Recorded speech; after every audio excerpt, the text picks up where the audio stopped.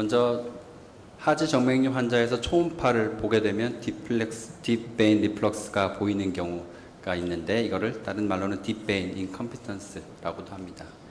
근데 이거는 굉장히 흔한 소견이고 결론부터 말씀드리면은 딥베인 리플럭스는 트리트먼트, GSV 트리트먼트 아웃컴에 영향을 주지 않으며 모든 환자에서 증상의 개선을 가져온다라고 한 논문에서 밝혔습니다. 이거는 저희 회원이신 정인복 교수님께서 발표한 논문이고 2017년도에 플레볼로지에서 했습니다. 그걸 조금 디테일하게 보면 6개월째 RFA를 하고 나서 6개월째 결과를 보면 딥베인 리플럭스가 있었던 43명의 환자를 없었던 96명과 비교했습니다. 그래서 석세스 레이트는 둘 다 동일하게 100%였고 VCSS와 AVSS 스코어 모두 개선되는 것을 보였습니다. 통계적으로는 둘 다 똑같이 개선되었습니다. 또 헤모다이나믹도 그 당시에 봤는데 초음파를 보았을 때 듀레이션이 7개월째에 감소되는 것을 볼 수 있습니다. 그래서 결론적으로 심텀도 개선이 되고 그리고 듀레이션도 개선이 된다라고 했습니다. 비슷한 컨셉의 논문들이 그렇게 많지는 않은데 종종 나오고 있고 이번 최근에는 2023년도 ABS에 나온 논문에서는 이번엔 여기서 이제 세그멘탈 딥베인 리플럭스라는 용어를 썼고 그리고 클리니컬 프레젠테이션을 조금 더 세분화했습니다. 결론을 보면 이런 세그멘탈한 딥베인 리플럭스는 개선이 되고 심텀도 개선이 된다 했습니다. 여기서 주의해서 보실 것은 다리가 부종이 있는 경우에는 반 정도는 해결이 안 됩니다. 부종 같은 경우에는 논문에서도 보면은 베리코스 베인을 치료하고 나서도 반 정도 되는 경우도 있고 호전되지 않는 경우도 있다고 해서 수술 전에 환자에게 충분히 스웰링은 완전히 개선되지 않을 수 있습니다라는 것을 공지하는 것이 필요하겠습니다. 다른 심텀들은 개선되었습니다. 피그멘테이션은 개선되지 않았다고 했는데 이게 피그멘테이션이 있다 없다로 했기 때문에 라고 생각을 합니다. 만약에 피그멘테이션을 좀 더 세분화해서 컬러의 브라이트니스나 이런 걸 적용했다면 조금은 개선됐을 거라고 생각이 됩니다. 흥미로운 것은 개선이 안 된 베인은 이 팜니티알 베인은 잘 개선이 되는 레이트가 75%로 좀 더 좋았습니다. 그 이유는 위에서부터 패서피지올로지를 생각하면 피모랄 베인이 리플럭스가 생기고 그 이후에 팜니티알 베인의 리플럭스가 생긴다고 생각을 하면 이게 좀 더 어드밴스된 디지즈이기 때문일 거라고 생각이 됩니다. 그래서 말씀드린 것처럼 먼저 그레이트 사페너스 베인의 리플럭스가 시작이 되고 이것이 퍼포레이트 베인을 통해서 딥 베인으로 가게 됩니다.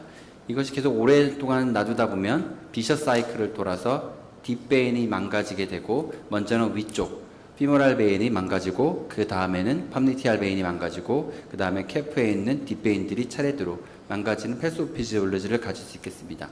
그리고 이 망가진 베인은 다시 퍼포레이트를 통해서 슈퍼피셜 베인으로 오게 되고 이 슈퍼피셜 베인으로 온 것은 반복되는 비셔스 사이클을 더 악화시키게 됩니다. 그래서 이 퍼포레이터 베인이 우리가 패소줄루 퍼포레이터라고 하면은 두 가지. 하나는 프라이머리 리플럭스가 생긴 원인과 그렇지 않으면 이런 디티어레이션의 결과로서 생긴 퍼포레이터 베인이 있겠습니다.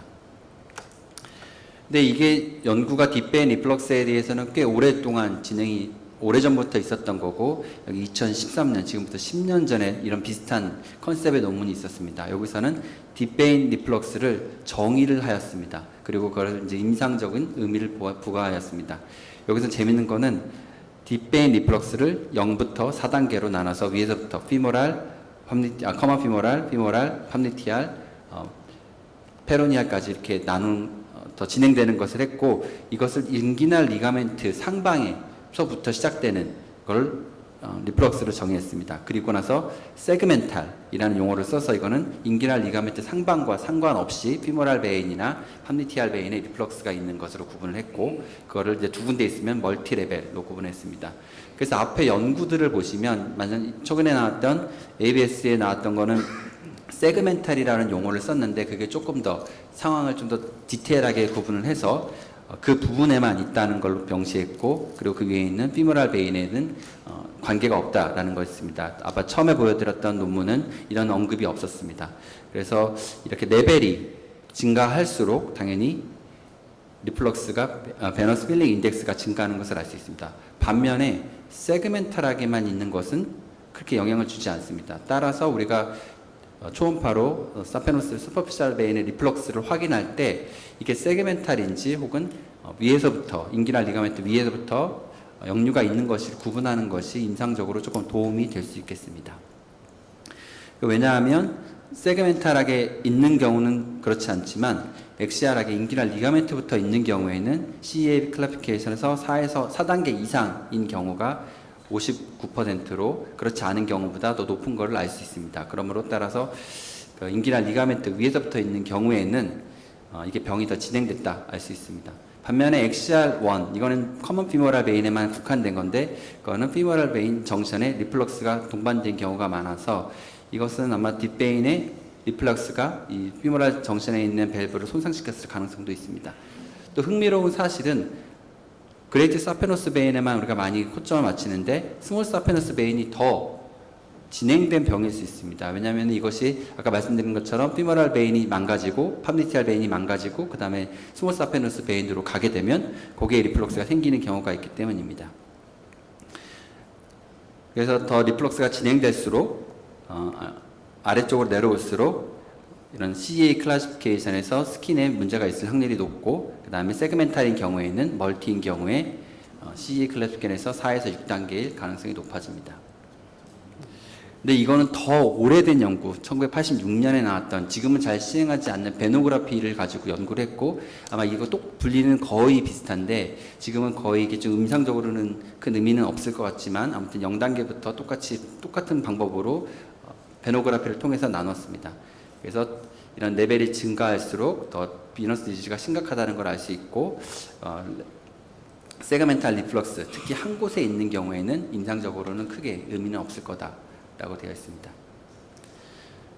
근데 지금 현실에서는 그렇게 이거에 대해서 그렇게 중요성이 항상 흔히 보는 소견이지만 임상적으로는 그렇게 많이 사용되지는 않고 그냥 가지동맥류 2단계에서 심텀이 있으면 치료를 하세요 라고 되어 있습니다. 그리고 여기 한 부분에 이제 언급인데 제가 제일 많이 인용하고 있는 EJBS 2022년도 가이드라인에 보면은 이 슈퍼피셜 베인과 뒷베인의 리플럭스가 있으면 슈퍼피셜 베인을 치료하는 것이 고려해 보세요 라고 되어 있습니다. 그리고서 중요한 거는 이 리플럭스가 왜 생겼는지 혹시 예전에 옵스트럭션, 트럼프 DVT 같은 히스토리에 의해서 생긴 건지 그것과 무관하게 생긴 건지를 구분을 하고 그리고 두 개씩 동반됐더라도 항상 치료는 가능하고 치료를 하고 나면 좋은 결과를 환자의 증상과 그리고 리플럭스 자체에도 좋은 호전을 갖고 올 수 있겠습니다. 조금 더 복잡한 표로 보이는데 여기는 그냥 간단하게 보면 환자가 뒷베인 리플럭스가 있으면 뒷베인에 문제가 있으면 환자를 유심히 더 좀 심각하게 보고 증상이 심하지 않으면 컨저버티브하게 치료를 하고 심각한 증상이 있으면 이걸 옵스트럭션인지 리플럭스인지 컴바인드인지 두 개를 구분을 하고 만약에 리플럭스만 있다 그리고 슈퍼피셜 베인에도 리플럭스가 있다 그러면은 슈퍼피셜 베인을 치료를 하는 것이 좋겠습니다.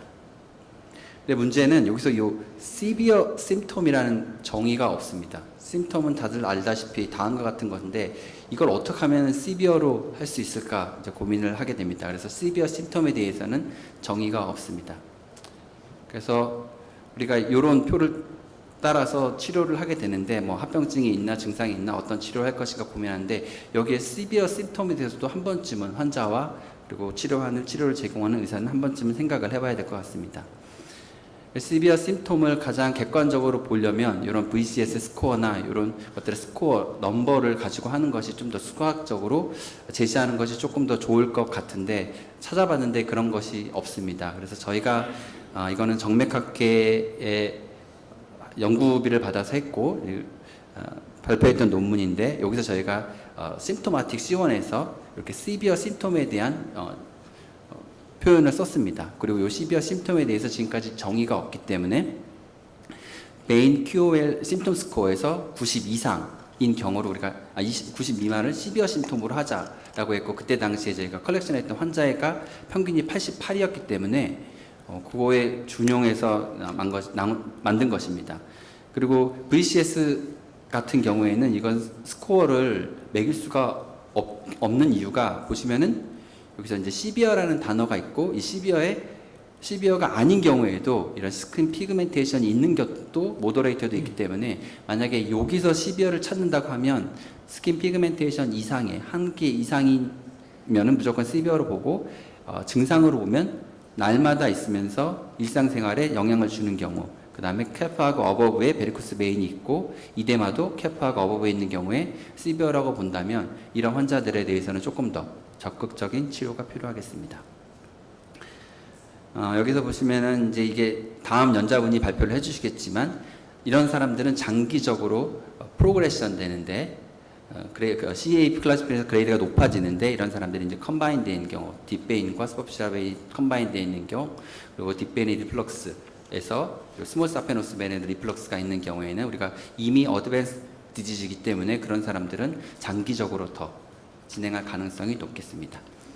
원론으로 돌아가서 환자에게 모든 환자에서 이런 적극적인 치료를 할 필요는 없지만 우리 어슈어런스를 하고 이런 컨저버티브 매니지로도 충분하지만 이렇게 증상이 심하고 우리가 어드밴스 될 가능성이 높은 환자들에 대해서는 셀렉션해서 좀 더 적극적인 치료를 하는 것이 필요하겠습니다. 근데 이런 사람들의 이건 좀 부정적인 논문인데요. 그러니까 이거는 치료를 해도 결과가 안 좋았던 사람들에 대한 논문인데 두 개의 리플럭스가 있고 스퍼피셜 베인을 치료를 했음에도 불구하고 안 좋은 사람들은 이런 밸브에 업노멀리티가 있고 이런 사람들은 보면 포스트 스럼보틱 신드롬 혹은 초음파에서 밸브가 시메트릭하지 않은 경우가 있겠습니다. 그래서 수술 전에 포스트 스럼보틱 신드롬이 있었고 리플럭스가 있는 사람들은 치료를 하여도 조금 더 만족스럽지 않을 수 있다는 것을 알고 있는 것이 중요하겠습니다. 그리고 이런 사람은 어떻게 찾을 것인가 라는 것이 연구가 별로 미비한데 이 에어플라티스모그래피를 이용하면 이 에어플라티스모그래피의 값을 이용해서 우리가 환자들의 결과 아웃컴을 예측할 수 있겠다라는 논문들이 있습니다. 저희 병원도 예전에 플라티스모그래피를 사용했는데 최근에는 초음파를 하기 때문에 굳이 하질 않는데 이런 연구를 보면서 이게 좀 부족한 언맷 니드를 채우기 위해서 적극적으로 검사를 하는 것도 필요하겠다라는 생각이 들었습니다.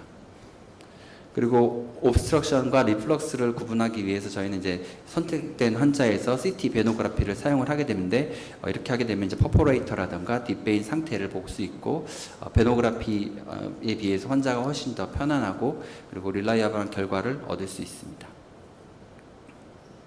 네, 그리고 결론을 말씀드리겠습니다. 먼저 딥베인 시스템을 확인하고 리플럭스가 있다면 혹시 옵스트럭션 때문인지 아닌지는 체크하는 것이 필요하겠습니다. 그리고 두 개가 컴바인 되어 있다면은 이것은 항상 치료가 가능합니다. 그리고 항상 치료가 가능하고 그리고 환자에서 이 딥베인 리플럭스 자체도 교정이 되고 그리고 심텀도 향상되는 것을 알 수 있습니다.